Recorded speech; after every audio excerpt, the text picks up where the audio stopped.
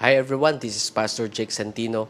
Kailan nga ba ang exact date ng rapture or ng pagbabalik ng ating Panginoong Kristo? Mahalaga ba ito na dapat nating malaman? Ano ba ang sinasabi ng Biblia patungkol dito?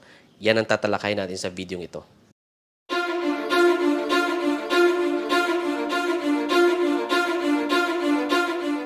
Alam niyo po, pag pinag-usapan natin ang pagbabalik ng ating Panginoong Kristo, sa Biblia yan po ay tinatawag na rapture. Okay? Pero ang word na rapture ay wala po yan sa Biblia. Pero ang essence ng word na rapture ay nandun po. Sabi ng Biblia sa 1 Thessalonians, yan po, ang term po doon ay to caught up. Pag sinabing caught up, ibig sabihin, kukunin. Okay? So, ang pangako ng Panginoong Kristo, which is yung rapture, na tayong mga ligtas ay kukunin niya balang araw. Okay? So, sa kanyang pagbabalik, yan po ay nakapropesiya sa Biblia. Kaya, ganun na lamang po ang maraming tao ang nagpe-predict kung kailan nga bang exact date ng pagbabalik ng Panginoong Kristo. At yun na nga, pag nag-research kayo sa social medias, napakaraming tao dyan ang nag-predict na kung kailan darating ang Panginoong Kristo. Marami silang predictions, pero nakakalungkot lang, lahat ng predictions na yon ay bagsak at hindi po natupad. Ewan ko lang kung ilang pang mga tao ang magpipredict kung kailan ang exact date ng pagbabalik ng Panginoong Kristo. Pero tandaan nyo po ang pagbabalik ng Panginoong Kristo ay nakasaad po yan sa Biblia at very clear po ang Biblia about po sa usaping iyan. Merong kwento sa Matthew chapter 24, which is ang mga disciples ay nagtanong sa Panginoong Kristo kung ano yung mga senyales ng pagbabalik ng Panginoong Kristo. At sinagot sila ng Panginoong Kristo ng diretsuhan. Sa senyales ng pagbabalik ng ating Panginoong Kristo, nakalagay po doon na merong magpapakilala na sila si Kristo. Isa po yun sa senyales. Merong magpapakilala na sila si Kristo at marami silang madadaya at nangyayari na po yan sa panahon natin ngayon. At meron din pong mga gerang mangyayari. At ang mundong ito ay magkakagulo. Bansa sa bansa, mag-aaway, magkakaroon ng gera. At pag nanood kayo sa TV, ang dami ng balita niyan, di ba? At magkakaroon din po ng mga tagutom. Pag ni-research nyo yan, ang daming bansa ngayon, ang daming tao ngayon ang gutom. Sabi din ng Biblia, meron ding mga pestilences, ibig sabihin mga sakit. Pag nag-research din kayo niyan, napakaraming sakit, bagong sakit ang naglalabasan sa panahon natin ngayon. At sabi ng Biblia, meron ding earthquakes, mga lindol. Pag nanood kayo ng TV, napakaraming balita about sa lindol at maraming namamatay. At sabi ng Biblia, ang kasalanan po sa mundong ito ay mas lalaganap ng lalaganap. At dahil doon, maraming tao, even Christians, ang manlalamig ang kanilang pag-ibig sa Diyos at sa kapwa-tao. So yun po yung mga nabanggit ng Panginoong Kristo na mga senyales ng kanyang pagbabalik. So makikita po natin, hindi niya po sinabi yung exact date ng kanyang pagbabalik, pero sinabi niya po yung mga senyales ng kanyang pagbabalik.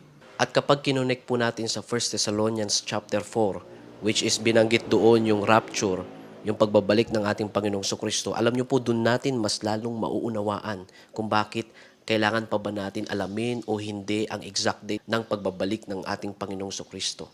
At yan po ay nakalagay sa 1 Thessalonians chapter 4, verse 16. Sabi po dito, "For the Lord Himself shall descend from heaven with a shout, with the voice of the archangel, and with the trump of God, and the dead in Christ shall rise first." So napakaliwanag po niyan na ang pinag-uusapan dyan ay ang rapture. Sabi sa verse 17, "Then we which are alive and remain shall be caught up."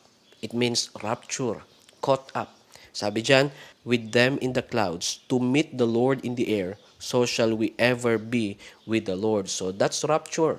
Ang Panginoon ay magbabalik siya, kukunin niya tayong mga ligtas. At sabi ng Biblia, "the dead in Christ shall rise first, and we will meet Him in the air." So meron dong trumpet, merong clouds, at tayong mga ligtas ay kukunin niya at mamimit natin siya in the air, sabi ng Biblia.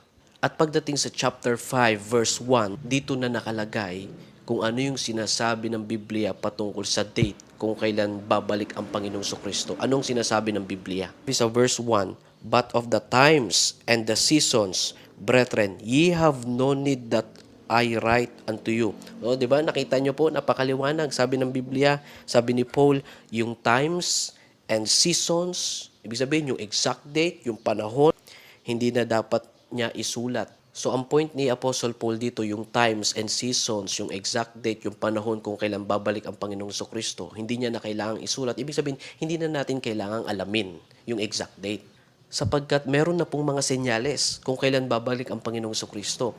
So, ibig sabihin, kahit na hindi mo alam yung exact date, ang mahalaga ay meron namang mga senyales. So, ibig sabihin, pag dumating yung mga signs na yon, ibig sabihin, maging ready na tayo sapagkat malapit nang bumalik ang Panginoong Kristo.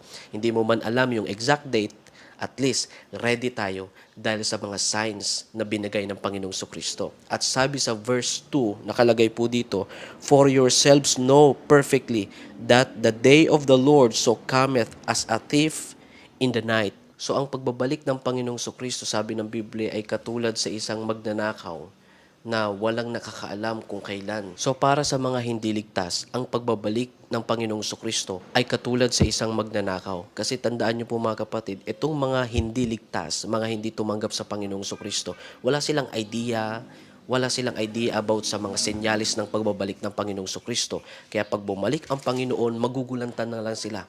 Kasi hindi sila aware sa mga signs. Pero tayong mga Kristiyano, ang pagbabalik ng Panginoong Kristo ay alam na alam natin sapagkat merong signs. Remember, hindi man natin alam yung exact date ng pagbabalik niya, pero merong mga senyales. Pero itong mga hindi ligtas, since hindi sila aware kahit sa mga senyales, magugulantang sila at magugulat sila. Sapagkat sinabi sa verse 4, "But ye, brethren, are not in darkness." Wala na tayo sa kadiliman. Ibig sabihin, saved na tayo eh. Sabi pa dyan, "that the day should overtake you as a thief." So ang pagbabalik ng Panginoong Kristo, nakakatulad siya ng isang magnanakaw, ay para po yun sa mga hindi ligtas, na ibig sabihin kapag bumalik ang Panginoon, magugulat na lang sila. Pero tayo, hindi na tayo dapat magulat kahit na hindi natin alam yung exact date ng pagbabalik ng Panginoong Kristo, sapagkat meron pong mga senyales at yan po ay nakikita natin. So ibig sabihin, be ready na lang po. And remember, sabi sa verse 1, "But of the times and the seasons, brethren, ye have no need that I write unto you." Ibig sabihin ni Paul, hindi na natin kailangang alamin yung times and seasons, yung exact date, yung exact na panahon kung kailan babalik ang Panginoong Kristo, sapagkat meron na po itong mga senyales. And remember, tayo po ay ligtas, tayo ay sumampalataya na sa Panginoong Kristo, kaya we are ready. At marami pa tayong nalaman sa Biblia, inaaral natin ang Biblia, that's why yun po ang nagbibigay ng kapanatagan sa atin na tayo ay maging ready sa pagbabalik ng Panginoong Kristo. So, wag po kayong maniniwala sa mga taong nagpe-predict kung kailan babalik ang Panginoong Kristo. Wag po kayong maniniwala doon sapagkat sinabi na ng Biblia, marami ng signs at yun ay nakikita na natin. What we need to do is be ready. Hindi mo na kailangang alamin yung exact date. Ang kailangan nating gawin ay maging ready tayong mga Kristiyano dahil sa nakikita nating mga senyales ng pagbabalik ng ating Panginoong Kristo. Okay? So tayo ay maging matapat, magpatuloy tayo sa paglilingkod at wag nating hayaan na manlamig tayo sa paglilingkod. Tuloy lang upang sa ganun mas marami tayong blessings at reward na matatanggap sa Panginoon lalo na pag siya ay nagbalik. Kaya maraming salamat po at kung meron po kayong tanong, comment lang po kayo sa ating comment section. God bless you and have a great day.